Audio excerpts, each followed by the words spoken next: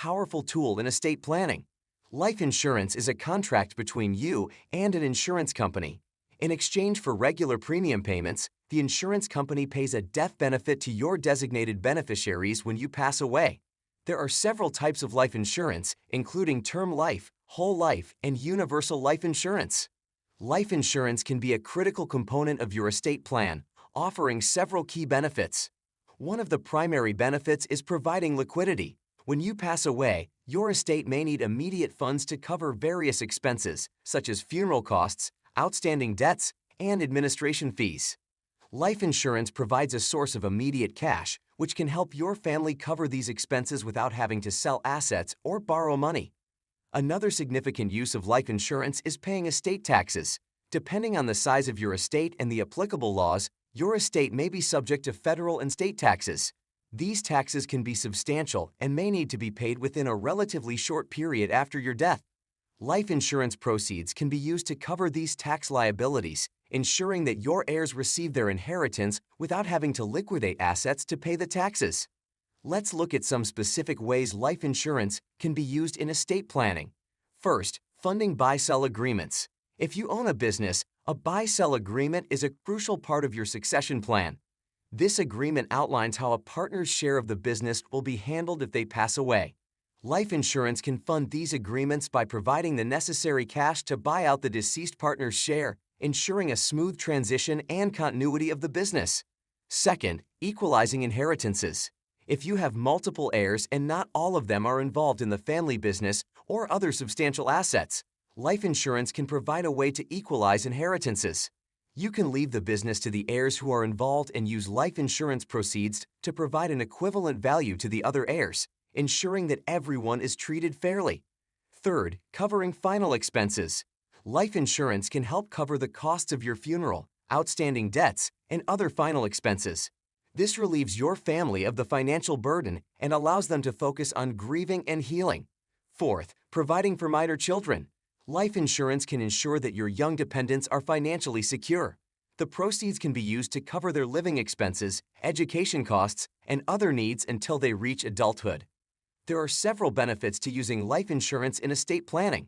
Life insurance proceeds are generally tax-free for the beneficiaries, providing a tax-efficient way to transfer wealth. Additionally, life insurance offers flexibility and control over the distribution of assets, allowing you to tailor your plan to meet your specific goals. Knowing that your loved ones will be taken care of can provide peace of mind. Setting up life insurance for estate planning involves careful consideration and planning. It's important to work with a qualified estate planning attorney and financial advisor to determine the right type and amount of coverage for your needs. They can help you choose the appropriate policy, designate beneficiaries correctly, and integrate life insurance into your overall estate plan. In summary, life insurance is a versatile and valuable tool in estate planning. It provides liquidity to cover immediate expenses, helps pay estate taxes, funds buy-sell agreements, equalizes inheritances, covers final expenses, and provides for minor children. By incorporating life insurance into your estate plan, you can ensure the financial security of your loved ones and the smooth transition of your assets. Thank you for watching. If you have any questions or need personalized advice, consult with a qualified estate planning attorney or financial advisor. See you in the next video. Some people believe that wills are only necessary for the very wealthy or those with complicated assets. However, there are many good reasons to have a will. You can be clear about who gets your assets. You have more control and can decide who gets what and how much. Your heirs will be able to access your assets more quickly and easily. Additionally, with proper planning, you can plan to save your estate money on taxes. You can also give gifts and charitable donations, which can give tax benefits. However, even if you have a will, upon your passing, your assets will be routed through the probate process. Probate is the legal process that occurs to your estate after you pass away. This is a court-monitored process where the debts of the estate are paid and distribution is made to the heirs. The probate process will flow smoother with a will. Probate costs money and can take significant time. With proper estate planning, probate may be able to be avoided. Trusts can accomplish the same goals as a will, but oftentimes in much better fashion. When a trust is properly set up, it can avoid probate entirely. Any assets that belong to the trust will not be routed through probate. Often, a type of will, a pour-over will, is used in conjunction with creating a trust to ensure all assets are covered, even if they are not properly moved to a trust. To ensure your will or trust is done properly, contact Heritage Law Office today. Think a will is enough? Here's why a living trust might be the smarter move. First, living trusts avoid probate. Unlike a will, a living trust keeps your assets out of court. That means faster transfer to your loved ones and no costly probate fees. Second, living trusts provide privacy. Wills become public record, but trusts stay private. Your family matters, stay your family's business. Third, living trusts have flexibility. It's called living because you can change it any time while you're alive. Update it as life changes. And fourth, living trusts provide continuity. If you become incapacitated, your trustee can step in immediately, with no court delays. Bottom line, a living trust saves time, money, and stress for your family. Want more estate planning information? Hit subscribe. Most parents think they're being smart when they add their child's name to their property deed. They believe it's a simple way to avoid probate, save on taxes, or just make things easier when they're gone. But here's the harsh reality that real estate attorneys see every single day. This well-intentioned decision can absolutely destroy your family's financial future. We can tell you that some of In this video, we will discuss how to amend a living trust, including the reasons for making amendments and the steps involved in the process. A living trust, also known as a revocable trust, is a legal document created during a person's lifetime that designates a trustee to manage the individual's assets for the benefit of the beneficiaries. One of the main advantages of a living trust is that it allows for the easy transfer of assets without the need for probate. There are several common reasons why you might need to amend a living trust. You may need to add or remove beneficiaries due to marriage, birth of children, or death. You might want to appoint a new trustee or successor trustee. Perhaps you need to modify how the assets are distributed among beneficiaries. Or you could be adding newly acquired assets to the trust. Changes in personal circumstances, such as marital status, financial status, or health conditions, can also necessitate amendments. To amend a living trust, follow these steps. First, review your original living trust document to understand its provisions and identify the sections that need changes. Next, decide on the type of amendment. There are two primary methods: a trust amendment for minor changes, or a restatement of the entire trust for major changes or multiple amendments. Then, draft the amendment. Clearly title the document as an amendment to the living trust, specify the date of the original trust and the date of the amendment, detail the specific changes being made, and include a clause reaffirming the unchanged portions of the trust. Sign and notarize the amendment. Both the grantor and the trustee, if different from the grantor, should sign the document in the presence of a notary public.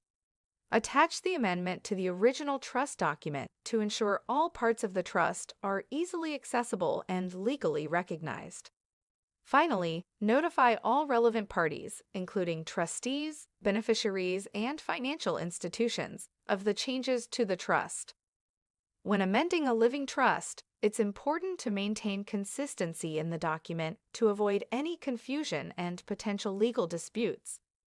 Consider how the amendment might affect your estate taxes and consult with a tax advisor if necessary. If you amend your living trust, you may also need to update related estate planning documents such as wills, powers of attorney, and beneficiary designations. When changing successor trustees, choose someone you trust to manage your assets responsibly.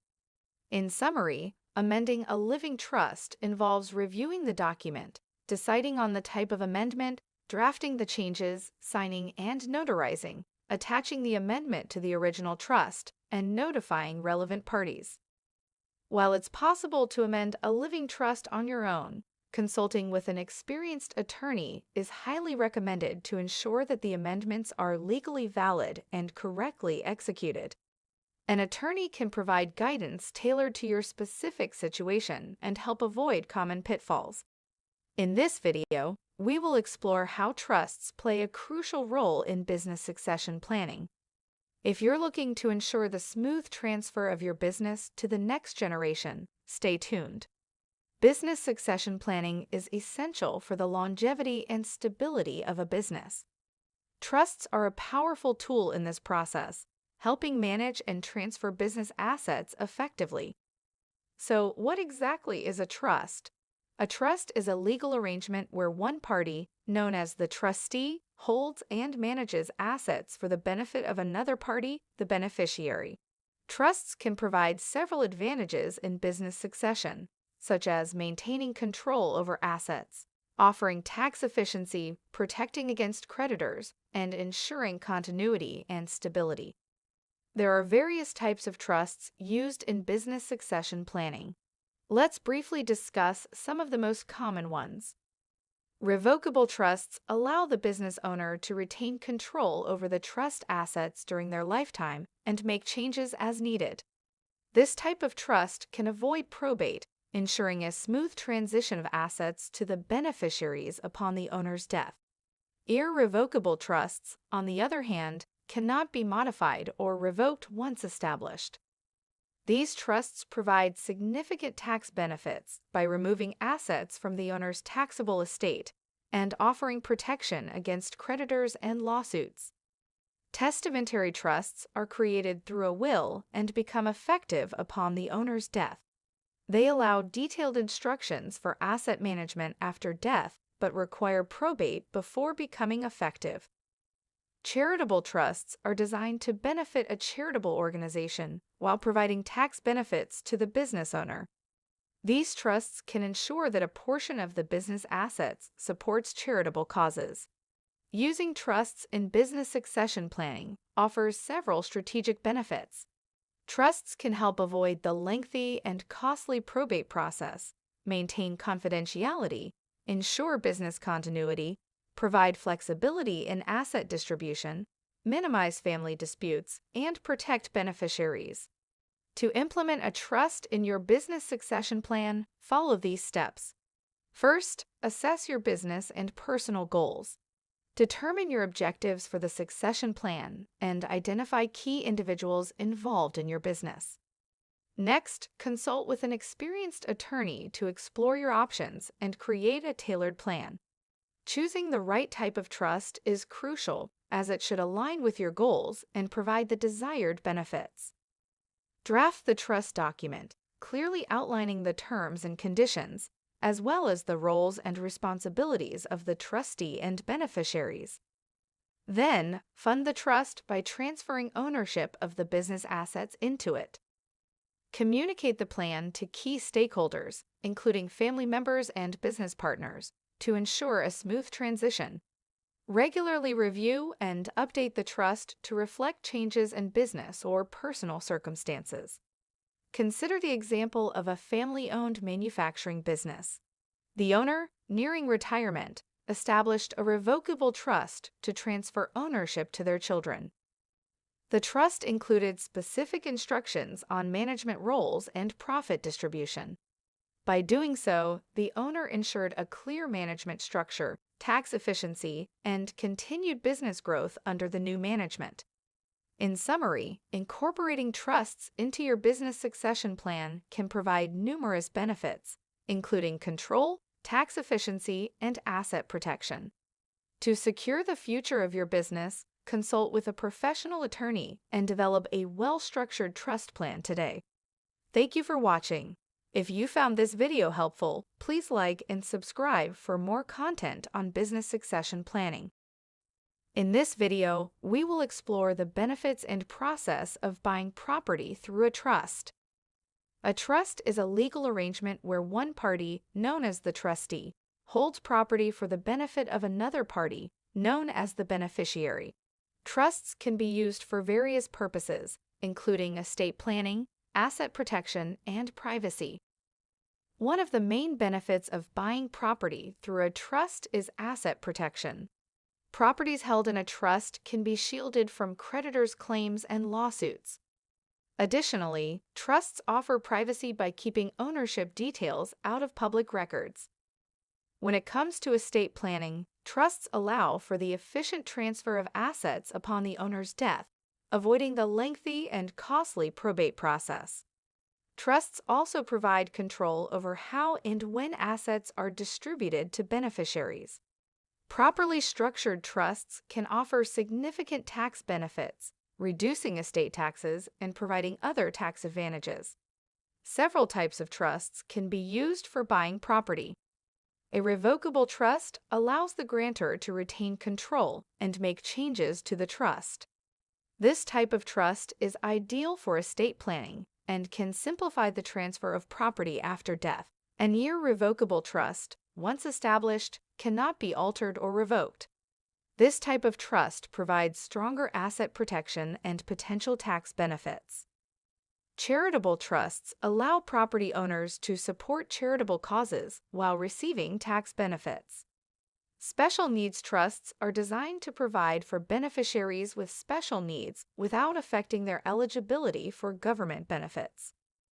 Now, let's go through the steps to buy property through a trust. First, establish the trust with the help of an experienced attorney.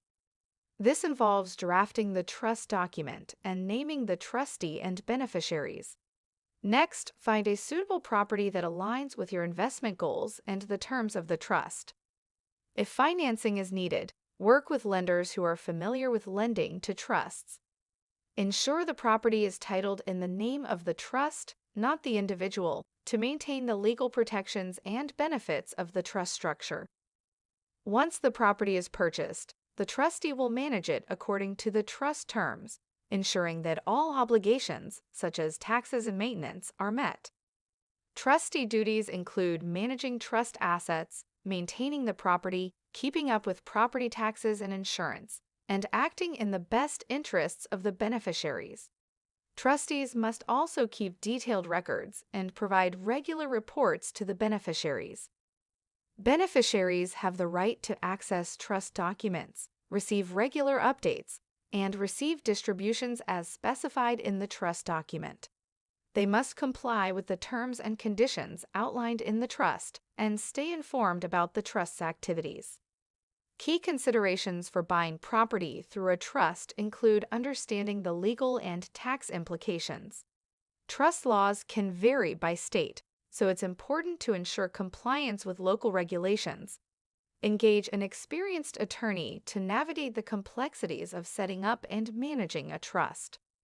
Practical steps for trust management include regular property inspections, creating a budget for property expenses, and developing a prudent investment strategy for any income generated by the property.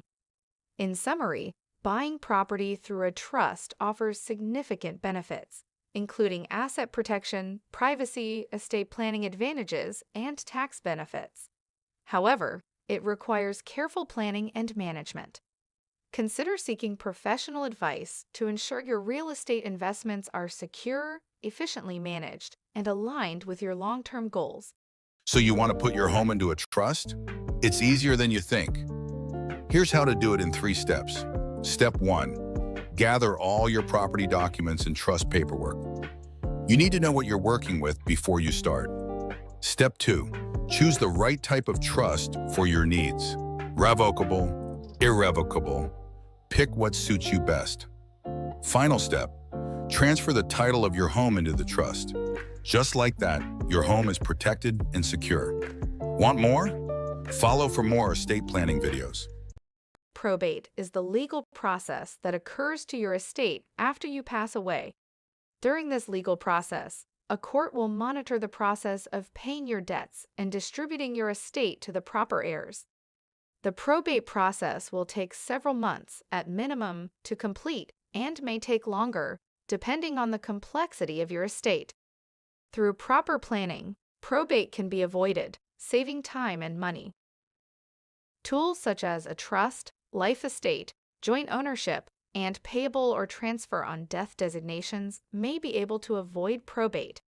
A will does not avoid probate as it is designed to go through the probate process. Speak to a professional today.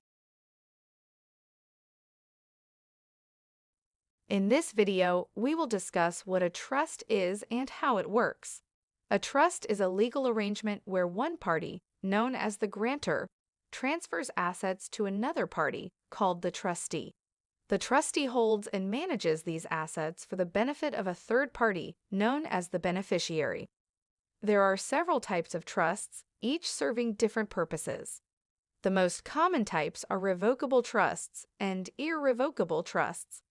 A revocable trust can be altered or revoked by the grantor during their lifetime.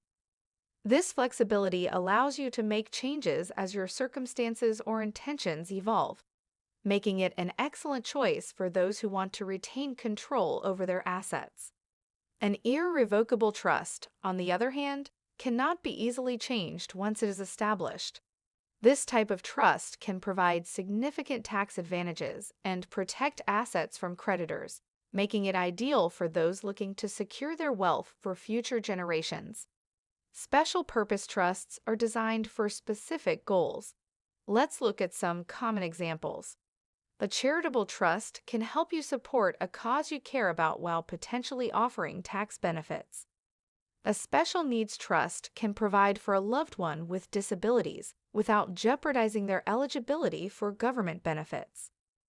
A spendthrift trust is useful for protecting a beneficiary who may not be financially responsible. A Medicaid Asset Protection Trust helps individuals qualify for Medicaid while protecting their assets.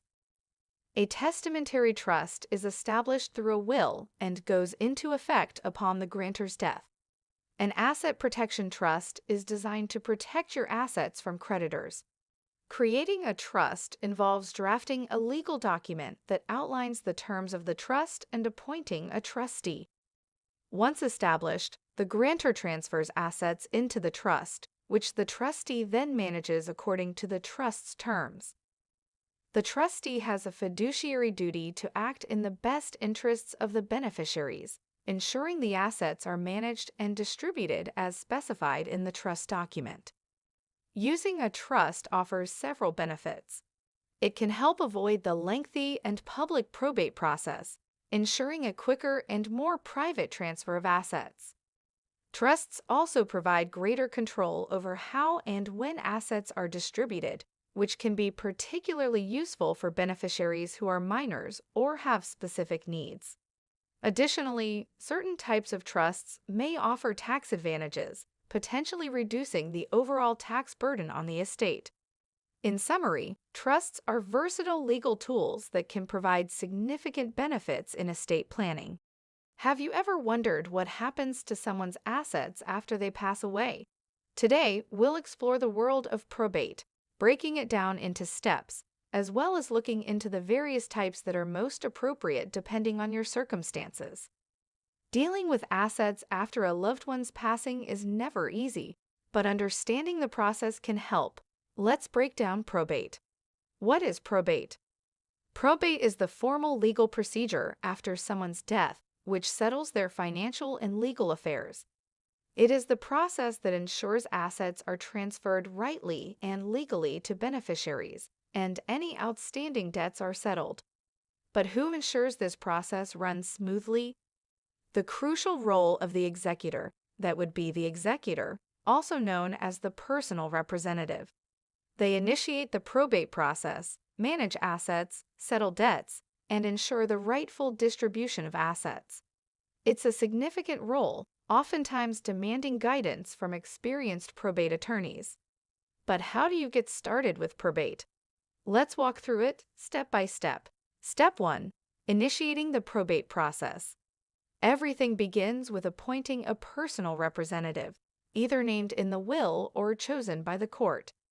They file a petition for probate, and here, professional legal guidance can be invaluable. Step 2. Inventorying the estate.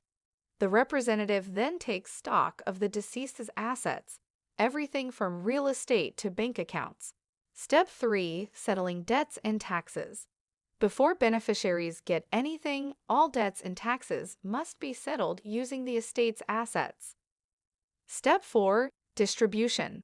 Finally, the remaining assets are distributed according to the will or state laws if there's no will in place. Probate isn't one size fits all. There are different types for varying circumstances. Types of probate. Formal probate.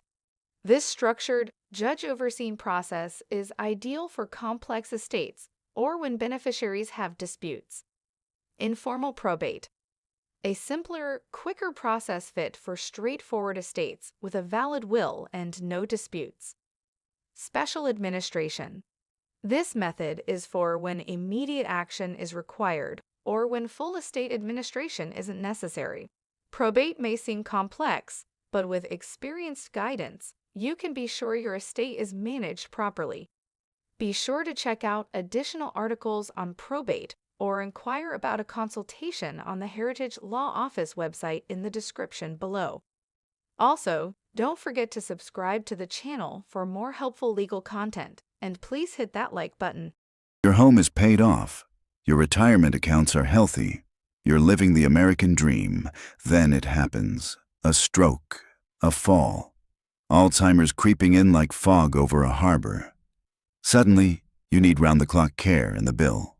Try $120,000 a year, every single year. That's $10,000 a month disappearing from everything you've built. Within 3 years, your life savings are gone. Your spouse is left scrambling, potentially facing poverty after a lifetime of financial responsibility. Your children watch helplessly as their inheritance, meant to secure their own retirements, evaporates into the healthcare system. This isn't a nightmare scenario. This is Tuesday afternoon in America for thousands of families. The truth is, nursing home costs aren't just expensive.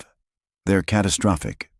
We're talking about an industry that has turned elder care into a wealth extraction machine. And here's the kicker. Medicare covers almost nothing. Medicaid will help, but only after you've spent down nearly every asset you own. You're essentially required to become impoverished before the safety net kicks in.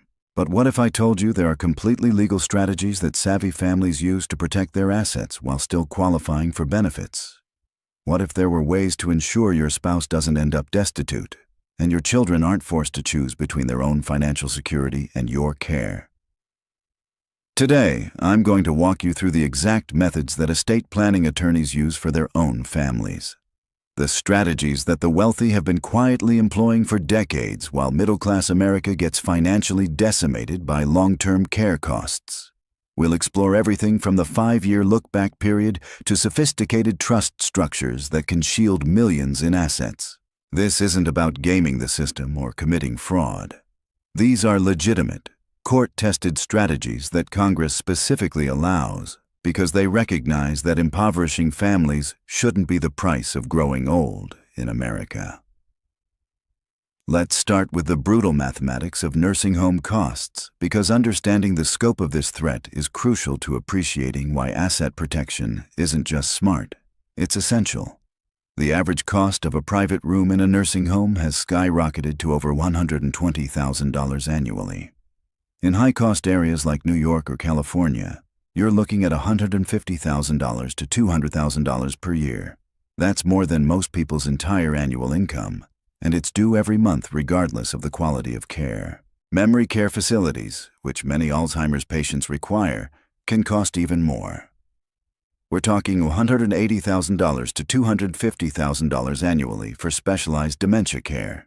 And here's what really stings. The average nursing home stay is 2.4 years, but that's just an average. 20% of residents stay 5 years or longer. Some families face a decade or more of these crushing expenses. Do the math. Even at the national average, a 3-year stay costs $360,000. A 5-year stay? $600,000. These numbers aren't theoretical. They're the financial reality facing 1.3 million Americans currently living in nursing homes, with 10,000 baby boomers turning 65 every single day. Medicare, the program most people assume will cover their long-term care, provides virtually no help. It covers skilled nursing care for a maximum of 100 days, and only if you meet strict criteria about being hospitalized first and requiring skilled medical care, not just custodial care. Most nursing home residents need custodial care, help with bathing, dressing, eating, basic daily activities. Medicare doesn't cover that at all. So families face a choice: pay out of pocket until you're broke, or spend down your assets to qualify for Medicaid.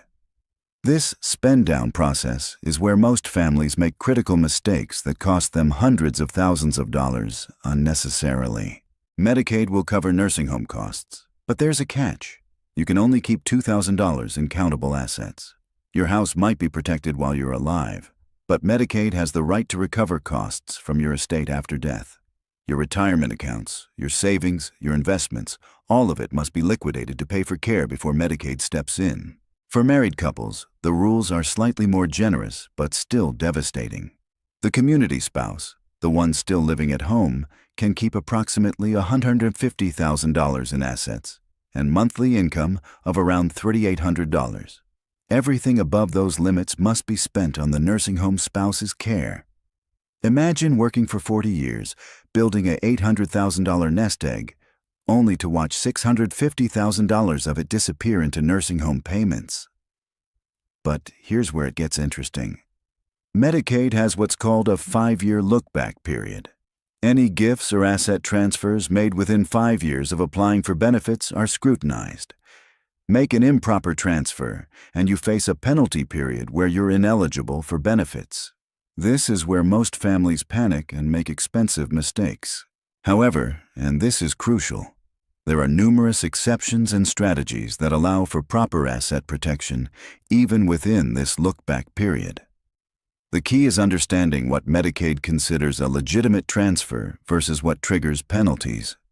Transfers to certain types of trusts, purchases of exempt assets, and specific gifting strategies can all be done legally and effectively. The wealthy figured this out long ago. They don't lose sleep over nursing home costs because their estate planning attorneys have structured their assets properly. They use irrevocable trusts, strategic gifting programs, and asset repositioning techniques that keep their wealth protected while still qualifying for benefits when needed.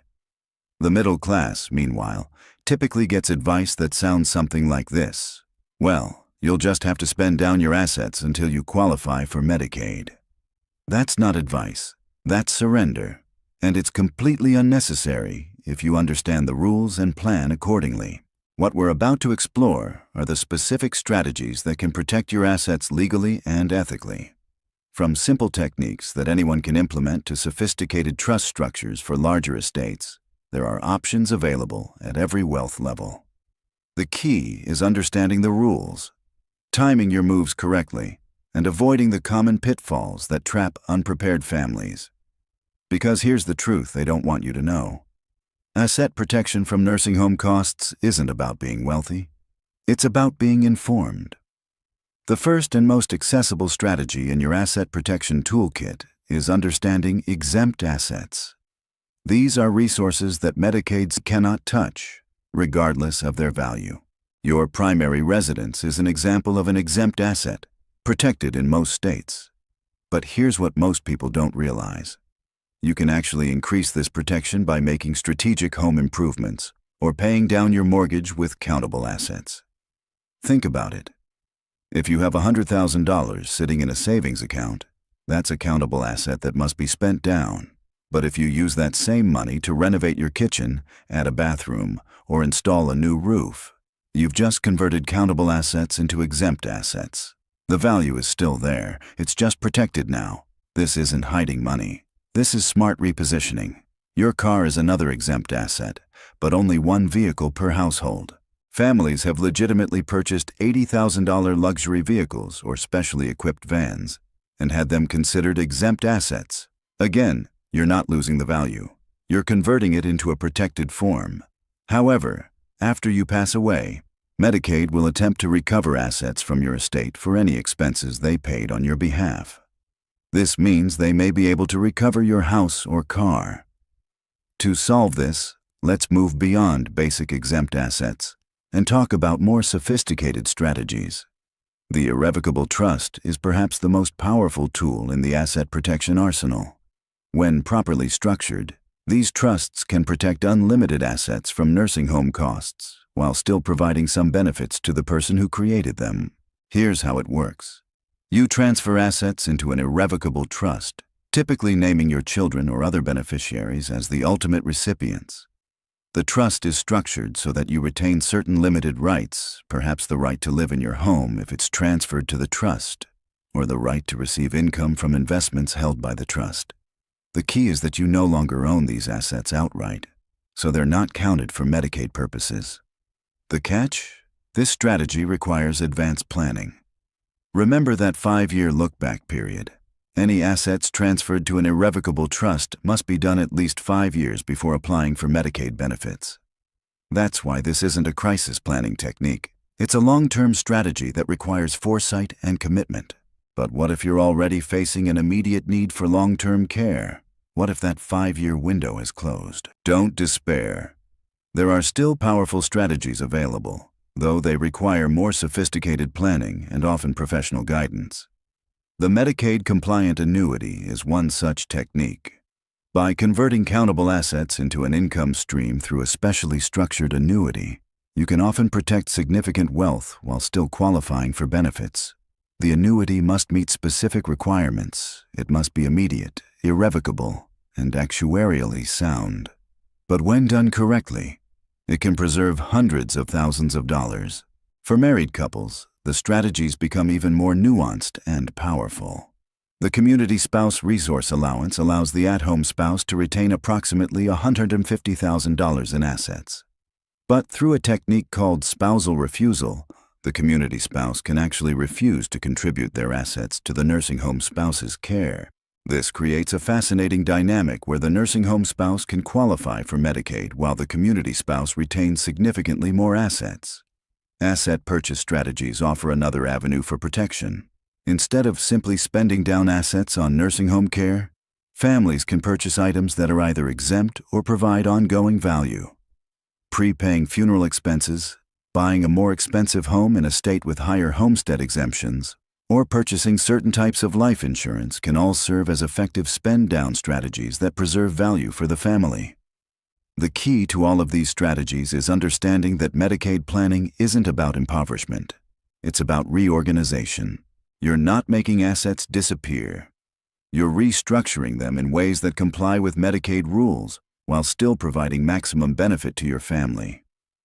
Geographic arbitrage plays a role too.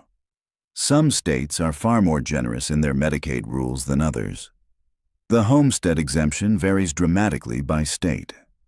Income and asset limits differ. Even the rules around trust protection vary significantly. Families sometimes relocate strategically to take advantage of more favorable Medicaid rules in their new state of residence. But perhaps the most overlooked strategy is the proper use of caregiver agreements. When adult children provide care for aging parents, this care has real economic value. A properly structured caregiver agreement allows families to compensate adult children for this care, effectively transferring assets while receiving legitimate services in return. The key is documenting the arrangement properly and ensuring the compensation is reasonable for the services provided. Finally, these strategies can often be used together to create a plan that works for your situation. The mistake most families make is waiting until crisis hits before exploring these options. By then, many of the most powerful strategies are no longer available. The 5-year look-back period means that effective asset protection requires the kind of advanced planning that most people resist because it forces them to confront uncomfortable realities about aging and long-term care. While you can still protect a portion of your assets if there was no plan when a crisis hit, planning ahead at least 5 years gives you the biggest opportunity to protect the most amount of assets. This is where the wealthy have always had an advantage. They plan early, they plan comprehensively, and they work with professionals who understand these complex rules. But these strategies aren't reserved for the ultra-rich. Middle-class families can implement many of these same techniques with proper guidance and sufficient lead time. The question isn't whether you'll face long-term care costs. The statistics are clear. Most of us will need some form of extended care before we die. The question is whether you'll face those costs with a plan that protects your family's financial security, or whether you'll join the millions of Americans who watch their life savings disappear into the healthcare system. So there you have it. The roadmap that separates families who preserve their wealth from those who watch it vanish into the nursing home abyss. From exempt asset strategies and irrevocable trusts to caregiver agreements and geographic planning, these aren't just theoretical concepts. They're the actual tools that informed families use to navigate the brutal mathematics of long-term care without sacrificing everything they've built. Remember, this isn't about gaming the system. It's about understanding rules that were specifically designed to prevent the complete impoverishment of American families. The wealthy have been using these strategies for decades, while middle-class America gets steamrolled by costs they never saw coming. The clock is ticking on your planning window. Every day you wait is another day closer to that 5-year look-back period that could lock you out of your best options. Don't be the family that discovers these strategies exist only after it's too late to implement them. Your life savings don't have to become a casualty of growing old in America. With proper planning, the right strategies, and sufficient lead time, you can protect what you've built while still ensuring quality care when you need it. The choice is yours, but the time to make it is now. Thanks for joining me today. If this opened your eyes to possibilities you didn't know existed, share it with someone who needs to hear this message. Because in the end, financial security in retirement isn't about luck. It's about knowledge, and knowledge shared is power multiplied. Are you confused about estate planning terms? Stay tuned because we're about to simplify them for you. If you find this information helpful, make sure to subscribe to our channel for more tips on estate planning. What is a will? Let's dive right into it. A will is a legal document that outlines how your assets will be distributed after your death. It's a crucial part of estate planning because it ensures that your property is distributed according to your wishes. Additionally, if you have minor children, a will can specify who will take care of them. In summary, a will is essential for outlining how your assets are distributed and who will take care of your minor children. Next up, what is a trust? A trust is a fiduciary arrangement that allows a third party or trustee to hold assets on behalf of a beneficiary or beneficiaries. There are two main types of trusts, revocable and irrevocable. A revocable trust can be altered or terminated by the grantor during their lifetime, while an irrevocable trust generally cannot be changed once it's established. People often set up trusts to avoid probate, reduce estate taxes, and manage their assets during their lifetime and beyond. Power of attorney. Have you ever wondered what a power of attorney is? A power of attorney is a legal document that grants someone else the authority to act on your behalf in financial or legal matters. This person is known as your agent or attorney, in fact. There are different types of powers of attorney, including a durable power of attorney, which remains in effect if you become incapacitated, a springing power of attorney, which comes into effect upon certain circumstances, a financial power of attorney, which specifically covers financial decisions, and a medical power of attorney, which specifically covers medical decisions. Now, let's talk about beneficiary designation. A beneficiary designation is a legal mechanism for naming individuals or entities to receive certain assets upon your death. Common assets that have beneficiary designations include life insurance policies, retirement accounts, and bank accounts. Beneficiary designations are important because they can override your will, so it's crucial to keep them up to date. Healthcare directive. Finally, what is a healthcare directive? A healthcare directive, also known as a living will or advance directive, is a legal document that specifies your wishes regarding medical treatment if you become unable to communicate those decisions yourself. It typically includes instructions on life-sustaining treatments and end-of-life care. Having a healthcare directive ensures that your medical care preferences are known and respected. These are just a few key estate planning terms, but they form the foundation of a comprehensive estate plan. Understanding these terms can help you take control of your future and protect your loved ones. A trust is a legal document that acts like a bucket to hold assets and contain a set of rules and instructions. The person in charge of that bucket is called the trustee. There are several types of trusts, such as a revocable trust, an irrevocable trust, a pet trust, a charitable remainder trust, and more. An irrevocable trust is a type of trust that cannot be modified, amended, or terminated without the permission of the grantor's beneficiary or beneficiaries. The grantor can give assets to the irrevocable trust. Doing this makes the irrevocable trust the owner of the assets and removes the grantor as the owner of those assets. The assets no longer belong to the grantor from a tax, estate recovery, and Medicaid perspective, allowing for advanced estate planning techniques. Irrevocable trusts are complicated and should be created by a professional. All forms of trusts are important asset planning and protection tools that have their specific place. For more information on wills or trusts, contact a professional.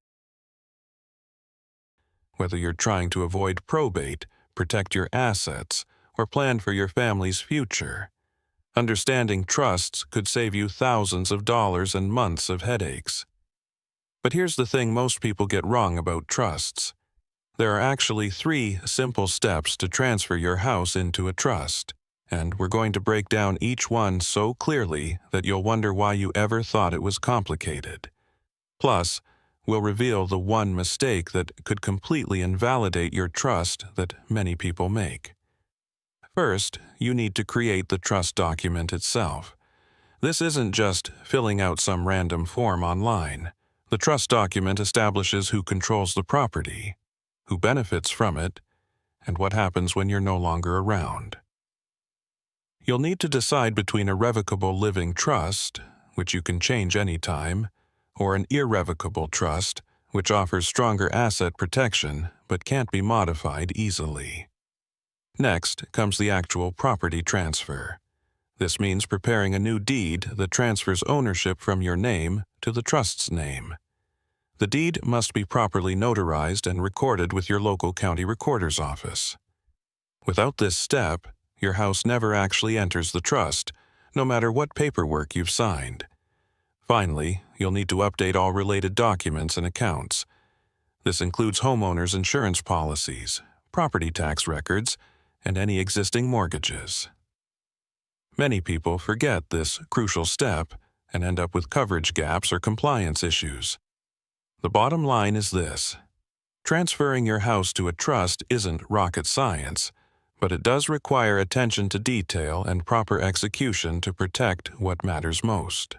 Here's a number that surprises most people. Roughly 2 out of 3 Americans die without a will. They don't intend to, they just never get around to it, and then it's too late. And when that happens, the state steps in and decides who gets everything you built. Not you, not your family, the state. What I'm about to walk you through is what actually happens to your home, your savings, and your kids if you die without a will. It's not what most people expect. And once you hear it, you'll understand why this is the most important paperwork you'll ever sign. So let's start with the basic question. If you die without a will, what happens to your stuff? Here's the honest answer. Your stuff doesn't just disappear, it goes to court. A process called probate. The state appoints someone to take an inventory of everything you own, pay your debts and taxes, and then distribute what's left. But here's the catch. The state isn't distributing your assets according to what you would have wanted. It's distributing them according to a rigid, one-size-fits-all formula called the laws of intestacy, which literally means dying without a will. And that formula often does not match what a real family would choose.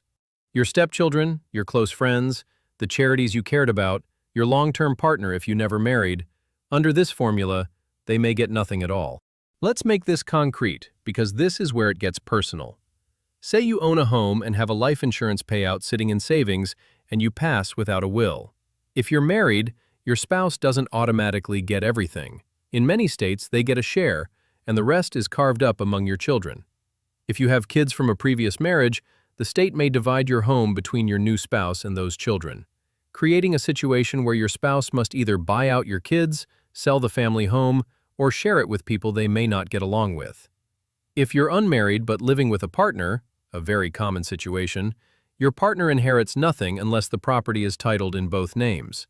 The entire estate may go to blood relatives you haven't spoken to in years. And if you have no relatives at all, the state can claim your entire estate. Everything you worked for goes to the government. Here's the part that keeps estate attorneys up at night, and it's the reason this video exists. If you die without a will and you have minor children, you have not named a guardian. That decision, who raises your kids if you're gone, does not get made by you. It gets made by a judge. The judge will consider family members, and sometimes the state will place your children with someone you would never have chosen. Your child's future is decided by a stranger in a courtroom, based on a formula, not on your wishes. You named a guardian in your mind 1,000 times, maybe your sister, maybe your best friend. But in your mind is not a legal document. If it's not written down, it doesn't exist. This is the single most important reason to have a will. Not for your money, for your children. A will is the only document that lets you choose who raises them. So by now you might be thinking, fine, I'll get a will. And you should. But here's the honest truth. A will is the foundation, not the whole house. A will does 3 essential things. It names your executor, it names a guardian for your kids, and it says who gets your assets. It's one of the most important documents you'll ever sign. But it does not automatically protect your home from nursing home costs. It does not automatically avoid probate. And it does not handle the 3 biggest threats to everything you've built. That's what this series is about. Over the next few videos, I'm going to show you the specific legal tools that protect your home and savings from the 3 things that drain family estates: nursing home costs, probate fees, and family conflict. You're watching video 1, the foundation. Get the will right, and the rest of the structure has somewhere to stand. Here's the thing I need you to hear, and I'll say it plainly. The best time to do this was years ago. The second best time is this week. I know it feels like a task for someday, but I've seen too many families learn the hard way that someday doesn't wait. The health crisis that lands you in a nursing home doesn't check your to-do list first. It doesn't wait until you've drafted your documents. It arrives on its own schedule, and if your plan isn't in place, it's too late for the tools that require planning in advance. That's the uncomfortable truth about estate planning. The most powerful protections, the ones that shield your home from the nursing home, the ones that keep your savings out of probate, have to be set up while you're healthy. Not in the middle of a crisis, before. So here's what I want you to take away. Without a will, the state decides who gets your home, your savings, and your kids. 2 out of 3 Americans never write one, and their families pay the price in court fees, conflict, and lost control. But a will is just the foundation. The real protection for your home and your life savings comes from the tools I'm going to show you next. If you want to make sure your family is protected, the first step is a conversation. Reach out to an attorney. Subscribe and turn on notifications so you don't miss the next video. Welcome to our series on franchise law. Today, we're discussing the legal aspects of buying or starting a franchise. Understanding these aspects is crucial for making informed decisions and ensuring your business venture is successful. First, what is a franchise? A franchise is a business model where a franchisor grants a franchisee the right to operate a business using the franchisor's brand, products, and systems. The franchisee pays fees and agrees to operate the business according to the franchisor's guidelines. When considering a franchise, there are 2 primary legal documents you need to be familiar with: the Franchise Disclosure Document, or FDD, and the Franchise Agreement. The Franchise Disclosure Document, or FDD, provides detailed information about the franchisor and the franchise system. It includes the franchisor's history, litigation history, financial statements, initial and ongoing fees, and obligations of both parties. Reviewing the FDD thoroughly is essential. The franchise agreement is the binding contract between the franchisor and franchisee. It outlines the terms and conditions of the franchise relationship, including the rights and responsibilities of each party. Key terms to understand include the duration of the franchise, renewal terms, territorial rights, and conditions for termination. Conducting thorough due diligence is critical before buying a franchise. This involves reviewing the FDD, researching the franchisor's history and reputation, and understanding the financial commitments and projections. When buying a franchise, there are several legal considerations to keep in mind. Initial franchise fees and ongoing royalties. Understand the total cost involved. Territorial rights and restrictions. Know your exclusive territory and any restrictions. Intellectual property rights. Understand your rights to use the franchisor's trademarks and proprietary systems. Obligations of the franchisor and franchisee. Clarify the support and training provided and expected. Renewal and termination clauses. Pay attention to the terms for renewing or terminating the agreement. Starting a franchise involves several key steps. Ensure legal compliance by registering your franchise and adhering to state-specific regulations. Develop an operations manual outlining how the franchise should be run. Protect your intellectual property by securing trademarks and trade secrets. Financial aspects are important. Explore financing options for buying or starting a franchise and understand the initial investment required, as well as ongoing expenses and royalties. Franchisee support and training are vital for success. Most franchisors provide initial training and ongoing support to help franchisees run their businesses effectively. Take full advantage of these resources. Disputes can arise in any business relationship. Common disputes in franchising include disagreements over territory, fees, and performance standards. Methods for resolving disputes include mediation, arbitration, and litigation. Address disputes promptly and seek legal advice if necessary. In conclusion, buying or starting a franchise involves navigating several legal aspects, from understanding the FDD and franchise agreement to conducting due diligence and ensuring legal compliance. Consulting with a qualified franchise attorney is essential to protect your interests and make informed decisions. Thank you for watching. If you have any questions or need personalized advice, consult with a qualified franchise attorney. See you in the next video. Join us as we take on the challenge of organizing the essential documents needed for a comprehensive estate plan and learn how to avoid costly mistakes along the way. Estate planning is often viewed as a complex and daunting task, but having a comprehensive plan in place can provide peace of mind and financial security for you and your loved ones.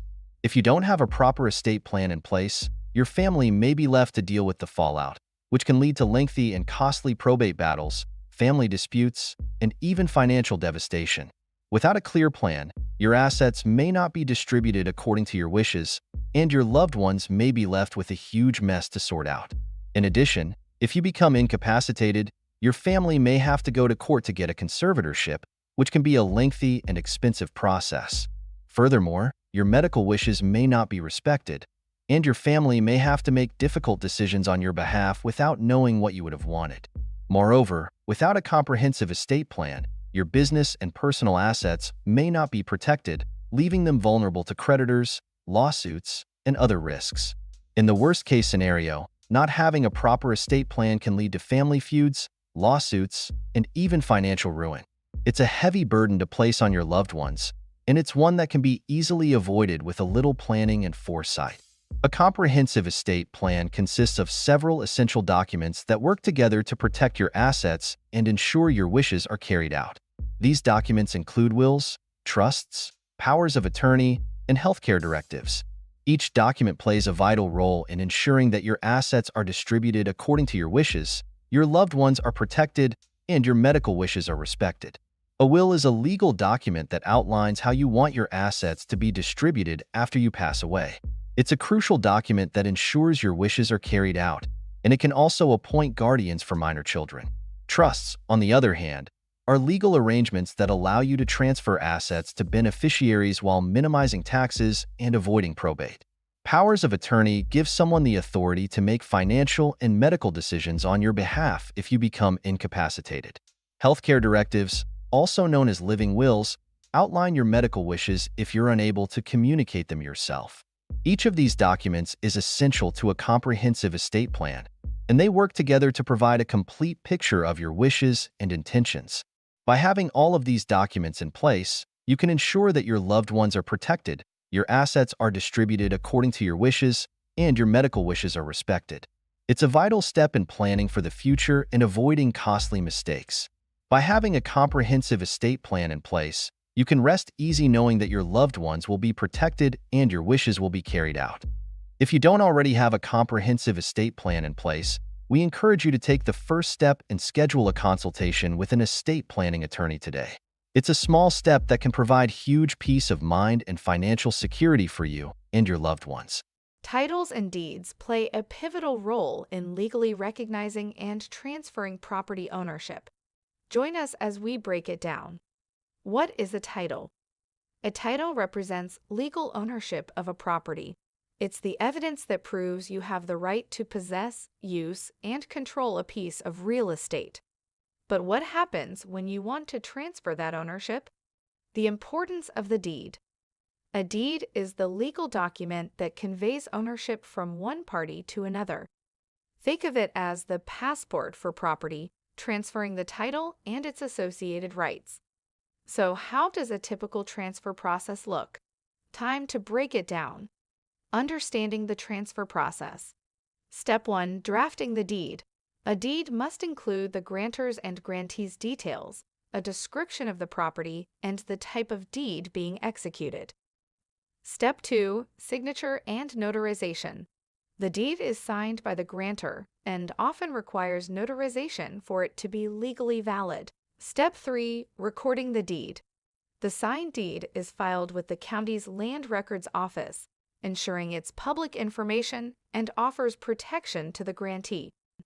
Deeds aren't all the same. There are different types based on specific situations. Warranty deed. This deed guarantees that the grantor owns the property and has the right to sell it. It provides the most protection for the buyer. Quitclaim deed.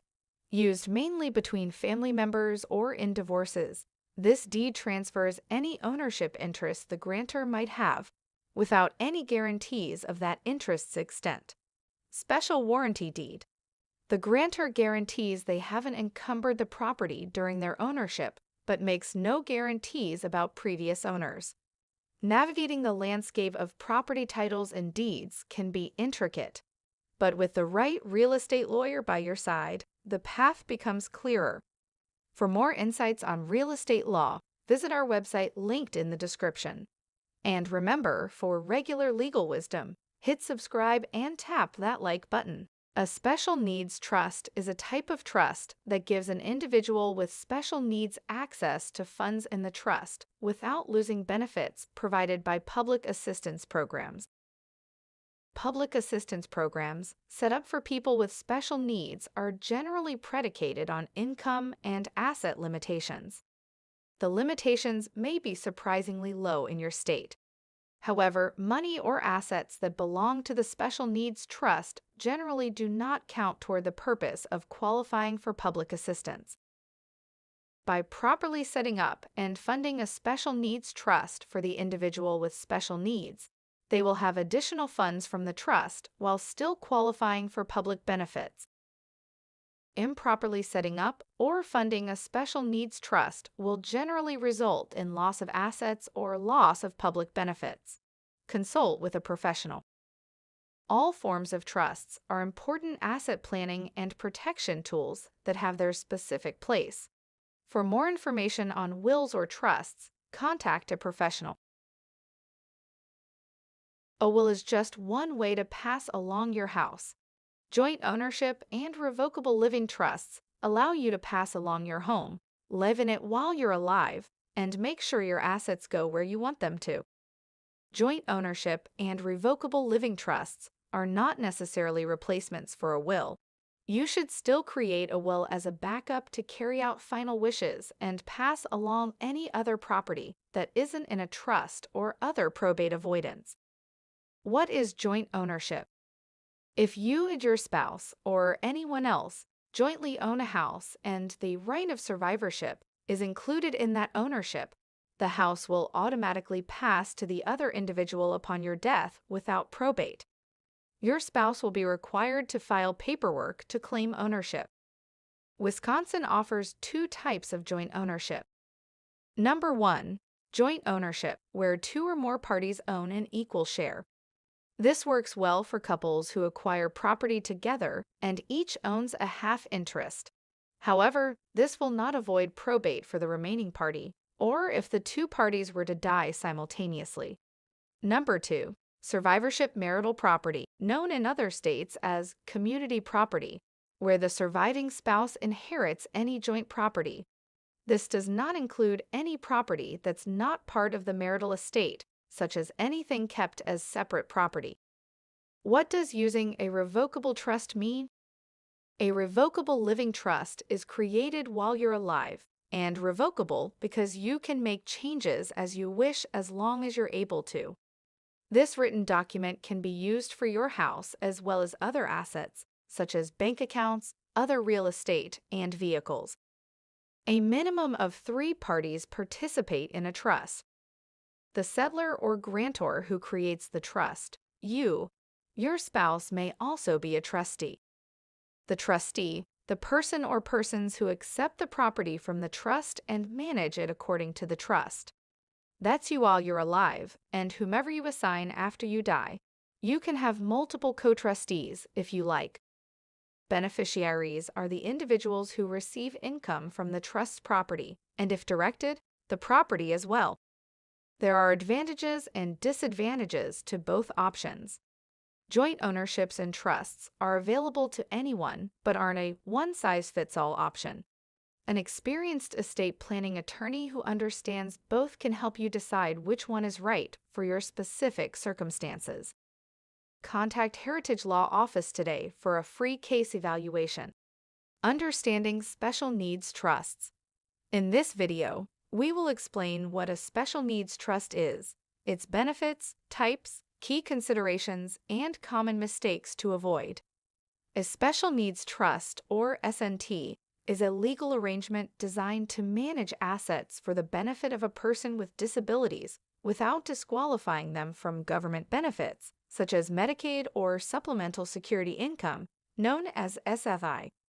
The primary objective is to enhance the quality of life for the individual by providing financial support for needs not covered by government programs.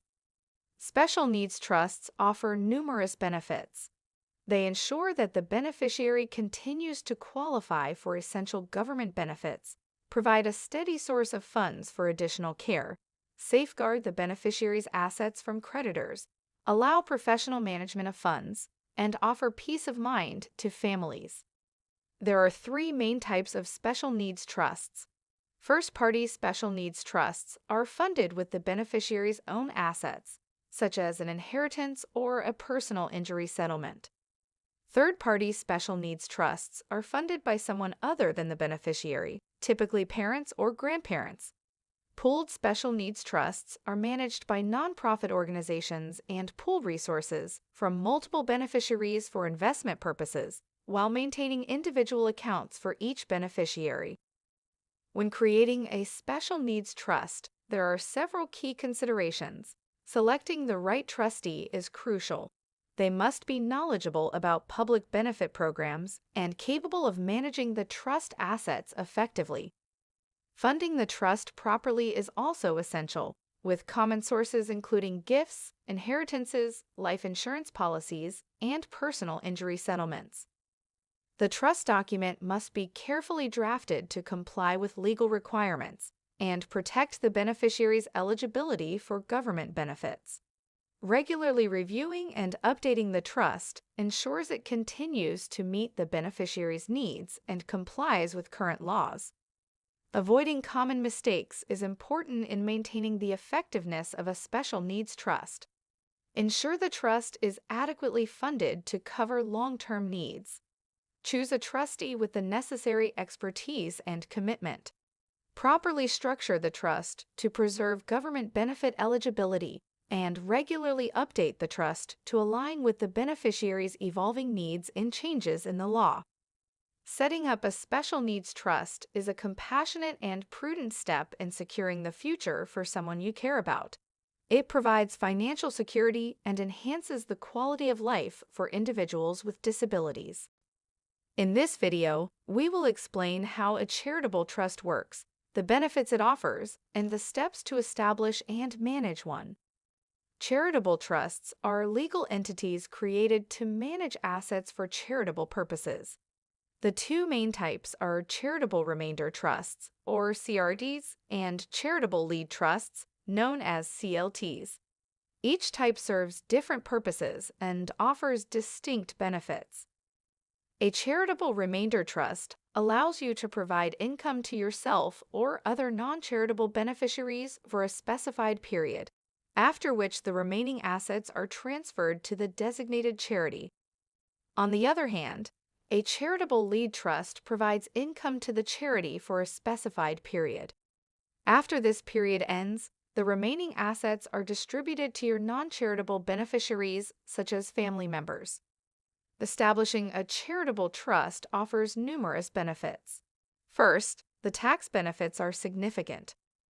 Donors can receive income tax deductions for the value of the assets placed in the trust, reduce estate taxes, and avoid capital gains taxes on appreciated assets. Additionally, charitable trusts support important causes, enabling you to leave a lasting legacy. They also offer financial planning flexibility, providing a steady income stream and professional asset management. Setting up a charitable trust involves several steps. First, define your philanthropic and financial goals and choose the type of trust that best suits your situation. Next, select the charitable beneficiaries and work with an attorney to draft the trust document. Transfer the assets into the trust, appoint a trustee, and obtain a tax identification number for the trust. It's essential to seek professional legal and financial advice throughout this process to ensure compliance and maximize benefits. When establishing a charitable trust, consider the type of assets you will use. Cash and securities are straightforward, but real estate and business interests may require proper valuation and management. Accurate asset valuation is crucial for tax purposes and income distribution. Selecting the right trustee is also vital. The trustee manages the trust's assets, makes income distributions, and ensures compliance with the trust terms. Choose someone experienced and reliable, or consider institutional trustees for professional management. Creating a charitable trust requires ongoing management. Regularly review the trust's performance to ensure it meets its objectives. This includes evaluating investment returns, verifying income distributions, and confirming that charitable beneficiaries use the funds as intended. Adjust the trust terms as needed to reflect changes in your circumstances or goals. Ensure continuous compliance with IRS regulations and legal requirements by consulting with your attorney and tax advisor. Establishing and managing a charitable trust can be complex, but with the right guidance, it can provide significant benefits. By taking the time to understand your objectives and carefully planning the details, you can create a charitable trust that supports the causes you care about while providing financial benefits for you and your heirs. Thinking about how to protect your assets and make life easier for your loved ones? A revocable trust might be the answer. A revocable trust lets you transfer ownership of your assets, like your home and bank accounts, into a trust while keeping full control. You can buy, sell, or move assets in and out of the trust just like always. And since it's revocable, you can change or cancel it anytime you want. One major benefit? Avoiding probate. It's the court process that can be time-consuming and expensive when someone dies with just a will. With a revocable trust, your assets pass directly to your beneficiaries, meaning less hassle and more privacy for your loved ones. Plus, if you become incapacitated, you can name a successor trustee to manage your affairs, avoiding confusion and family conflict. In a life estate, 2 or more people each have an ownership interest in a property, but for different periods of time. The person holding the life estate, the life tenant, possesses the property during his or her life. The other owner, the remainderman, has a current ownership interest but cannot take possession until the death of the life estate holder. The life tenant has full control of the property during his or her lifetime and has the legal responsibility to maintain the property as well as the right to use it, rent it out, and make improvements to it. When the life tenant dies, the house will not go through probate, since at the life tenant's death, the ownership will pass automatically to the holders of the remainder interest. Because the property is not included in the life tenant's probate estate, it can avoid Medicaid estate recovery in states that have not expanded the definition of estate recovery to include non-probate assets. Even if the state does place a lien on the property to recoup Medicaid costs, the lien will be for the value of the life estate, not the full value of the property. If the property is sold, the proceeds are divided up between the life tenant and the remaindermen.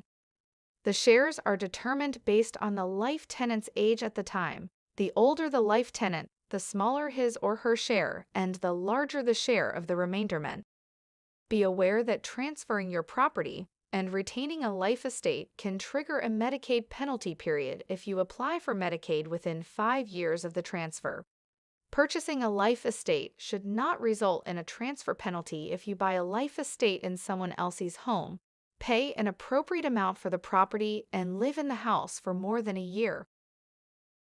If you have any questions regarding life estates or estate planning, contact the experienced attorneys at Heritage Law Office for a free consultation. Welcome to our comprehensive guide on estate planning. This presentation aims to provide you with essential knowledge to ensure peace of mind for you and your loved ones. Let's explore the key aspects of estate planning and how it can benefit you. Estate planning involves arranging for the management and disposal of your estate after death or incapacitation. It ensures your wishes are followed and helps minimize taxes, legal fees, and family disputes. Let's delve into why this process is crucial. Estate planning is vital as it protects your loved ones and assets. It helps avoid probate, designates guardians for minor children, and ensures healthcare decisions align with your values. Understanding these benefits is key to effective planning. An estate plan comprises several key components: a will, trusts, power of attorney, healthcare directives, beneficiary designations, and a letter of intent. Each plays a crucial role in ensuring your wishes are respected and executed properly. A will is a legal document specifying asset distribution. It appoints an executor and names guardians for children. However, it must go through probate, which can be time-consuming and costly. Understanding its role is essential in estate planning. Trusts help avoid probate and provide more control over asset distribution. They come in various types, including revocable, irrevocable, special needs, and charitable trusts. Each serves different purposes and offers unique benefits. A power of attorney, POA, appoints someone to handle financial and legal matters if you're incapacitated. A durable POA remains in effect after incapacity, ensuring your affairs are managed according to your wishes. Healthcare directives include a living will, which outlines end-of-life care preferences, and a healthcare proxy, which appoints someone to make medical decisions on your behalf. These documents ensure your healthcare wishes are respected. Beneficiary designations apply to life insurance, retirement accounts, and some bank accounts. They supersede your will, so it's crucial to keep them updated to reflect your current wishes and avoid unintended consequences.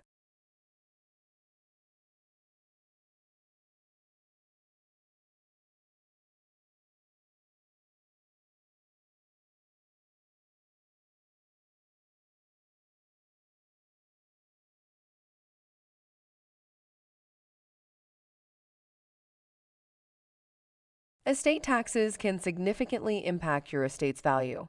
The federal estate tax threshold is $13.61 million as of 2025, but this is subject to change. Some states have their own taxes. Using trusts and gifting strategies can reduce tax liability. Avoid common estate planning mistakes: not having a plan, forgetting to update documents, ignoring digital assets, not considering long-term care, and choosing the wrong executor or trustee. Awareness of these pitfalls is crucial. Creating an estate plan involves several steps: taking inventory of assets and debts, identifying goals and priorities, choosing beneficiaries, drafting legal documents, and reviewing regularly. Each step is vital for a comprehensive plan. Update your estate plan during major life events: marriage, divorce, birth or adoption of a child, major asset changes, death of a family member, or changes in tax laws. Regular updates ensure your plan remains relevant and effective. Working with professionals can enhance your estate planning process. Consider consulting an estate planning attorney, financial advisor, tax professional, and trust officer. Their expertise can provide valuable insights and guidance. Final thoughts. Estate planning is not just for the wealthy. Start early and review regularly to protect what matters most, your people and your wishes. A well-crafted plan ensures peace of mind for you and your loved ones. We now open the floor for questions. For further assistance, please contact the Heritage Law Office. We're here to help you navigate the complexities of estate planning and ensure your wishes are honored. Revocable trusts are often used to get the effects that most people are searching for when they get a will. Wills have an issue when compared to trusts in that, by law, they are routed through the probate process, which takes significant time and money. Probate is the legal process that occurs to your estate after you pass away.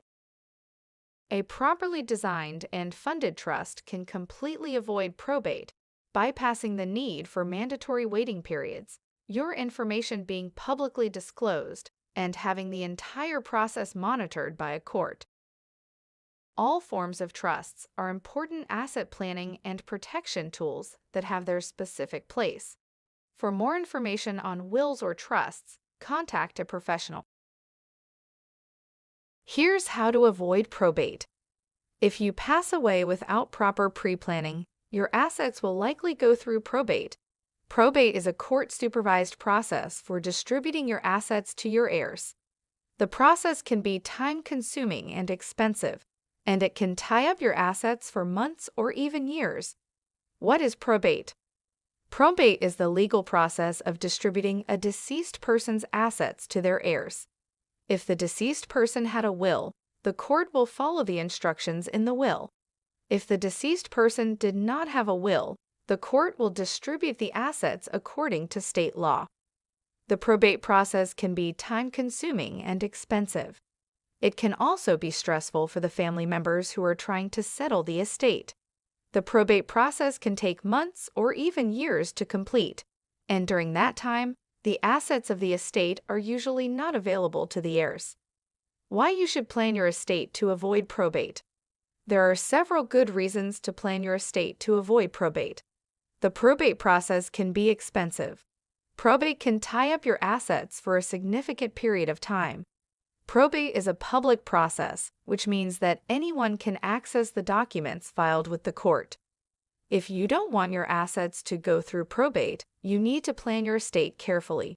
There are several ways to avoid probate, including setting up a trust, transferring ownership of your assets to a beneficiary, or giving your assets away. How can you avoid probate? If you plan your estate carefully and properly, you can avoid probate altogether. One way to avoid probate is to create a trust. A trust is an arrangement in which property is held by one person, the trustee, for the benefit of another person, the beneficiary. Trusts can be used to avoid probate because the property in the trust does not go through probate when the trustor dies. Another way to avoid probate is to name a payable on death (POD) or transfer on death (TOD) beneficiary on eligible accounts. Assets that have a payable on death or transfer on death designee will not go through the probate process. Another way to avoid probate is to give away property during your lifetime. For example, you could give your assets to your children now instead of waiting until after you die. However, this may not be practical for everyone and may not have the best tax consequences for your children. Allowing your children to inherit assets allows them to benefit from a step-up in cost basis. Finally, some other estate planning tools, such as a life estate, may be available to avoid probate. There are many estate planning tools, each with their own uses. It is important to speak with an experienced estate planning attorney to find the proper tool for your individual situation. Thank you for watching this video brought to you by Heritage Law Office. If you found this information valuable and wish to learn more, don't forget to like, share, and subscribe to our channel for more insightful content. Do you actually need a power of attorney? Or is it just something lawyers try to sell you? Here's the truth. If you become incapacitated tomorrow, who pays your bills? Who makes your medical decisions? Without a power of attorney, your family has to go to court. That process can take months and cost thousands. A power of attorney lets someone you trust step in immediately. No court, no delays. So ask yourself, do you have assets, a family, a business? Are you over 18 years old? Then yeah, you probably need one. Drop a comment if you've set yours up or tell me what's holding you back. In our last video, we discussed funeral trusts and spend-down strategies for nursing home care and Medicaid eligibility. Today, we're going to explore an important aspect of Medicaid planning, the look-back period and potential penalties. When you apply for Medicaid, there's a financial review process called the look-back period. This is a span of 5 years during which Medicaid examines your financial transactions to ensure you haven't transferred assets solely to qualify for Medicaid. The purpose is to prevent people from giving away their money or property just to meet Medicaid's asset limits. During this 5-year window, Medicaid looks at any gifts, transfers, or sales of assets you've made. If they find that you've transferred assets for less than fair market value, these transactions may trigger penalties. For example, if you gifted a significant amount of money to a family member within the look-back period, Medicaid may impose a penalty period during which you are ineligible for benefits. Penalties for violating the look-back period rules involve a waiting time before you can receive Medicaid coverage. The length of this period depends on the amount of money or value of assets transferred. Medicaid calculates how long the amount transferred would have paid for your care, and that duration becomes your penalty period. So, how can you avoid these penalties? First, early planning is crucial. Start planning for long-term care and Medicaid well before you need it. This gives you time to arrange your finances in a way that complies with Medicaid rules. Second, be aware of the types of transactions that can trigger penalties. Large gifts, property transfers, and sales for less than market value within the look-back period can all lead to penalties. It's essential to document any transactions and understand their potential implications.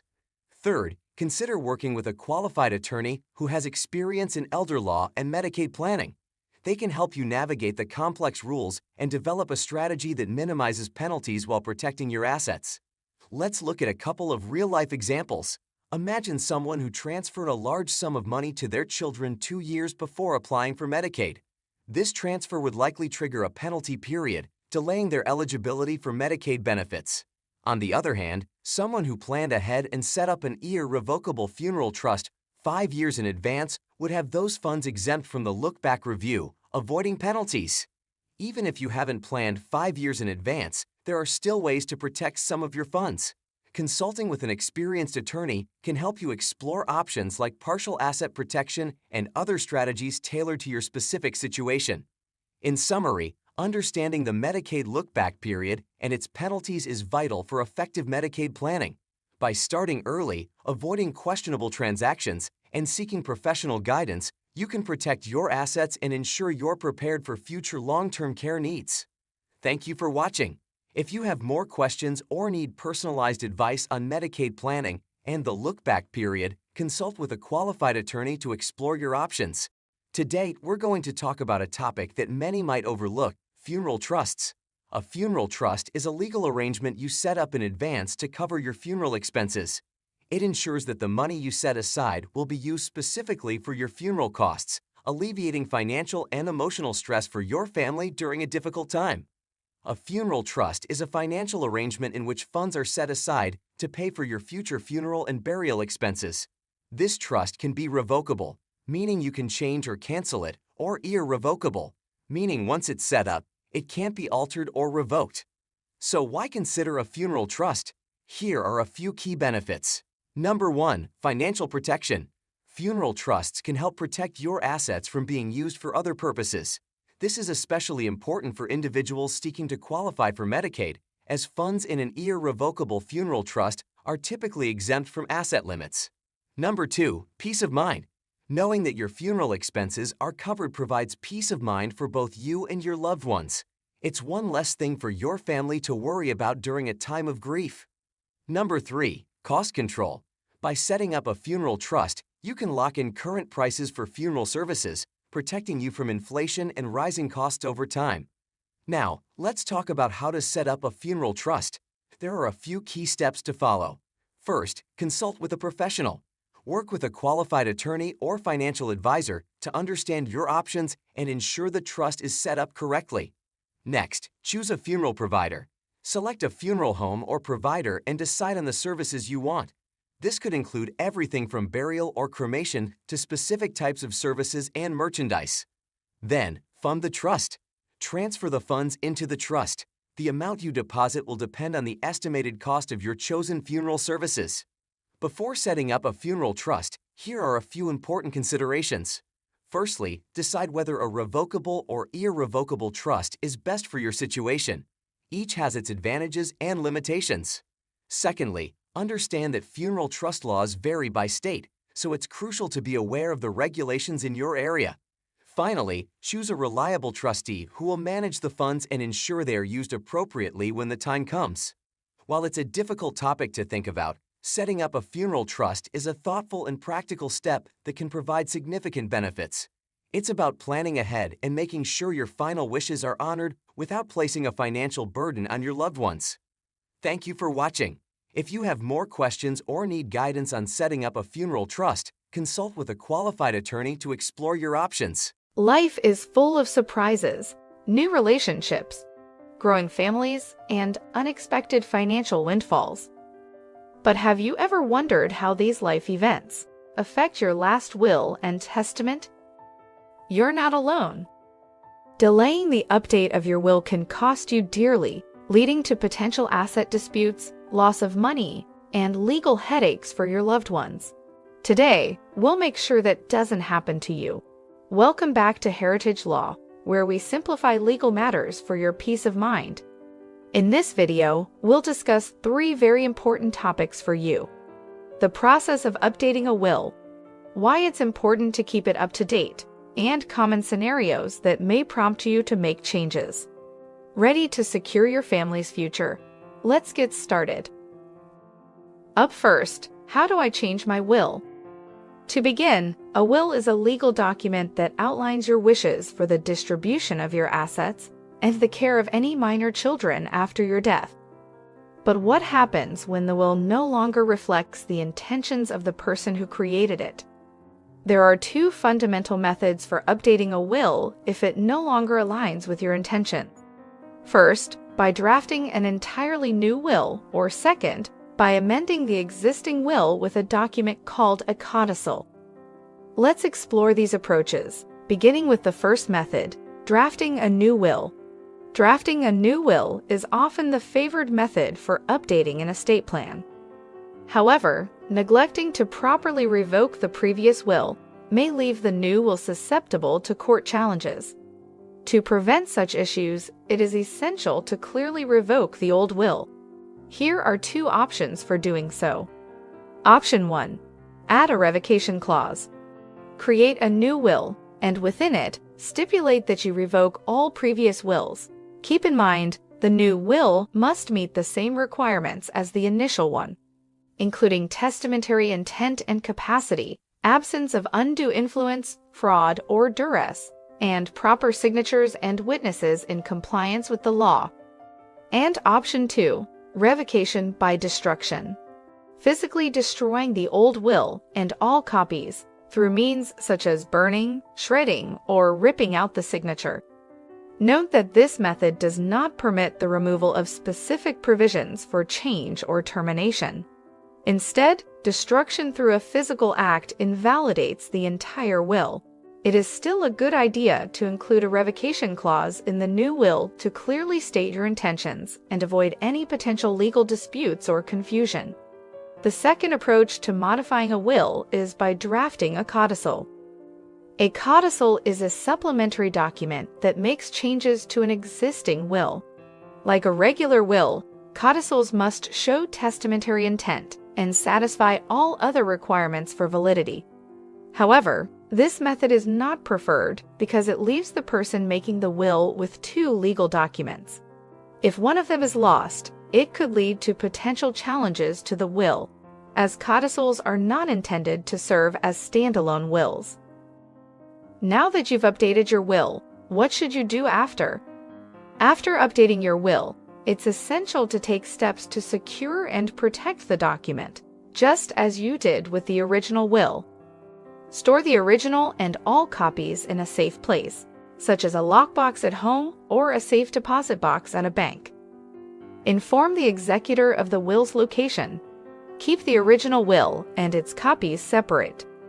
Clearly mark copies as duplicates and include a note indicating the location of the original will, and provide a copy to a select few trusted individuals. Although you are not required to give anyone a copy, it's a good idea to leave one with the attorney who drafted the will. Have you taken any steps to secure and protect your will, and do you have any unique methods or additional precautions that you would like to share with the community? Let us know down below. And if you find this video informative and helpful, please give it a thumbs up. It really helps the channel out. Finally, our last question. When should I change my will?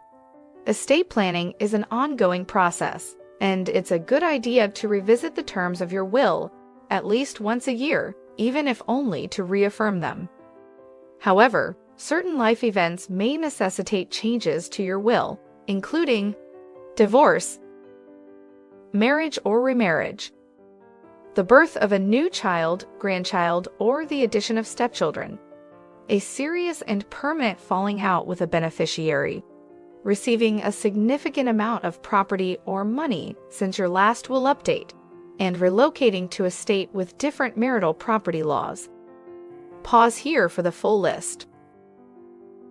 Failing to update your will after these events could lead to unintended consequences, such as assets being distributed to an ex-spouse rather than your current spouse or children, disinheriting a child or grandchild accidentally, leaving your estate to people you no longer have a relationship with, or by unintentionally excluding new family members, and a lengthy legal battle among your loved ones to determine your true intentions.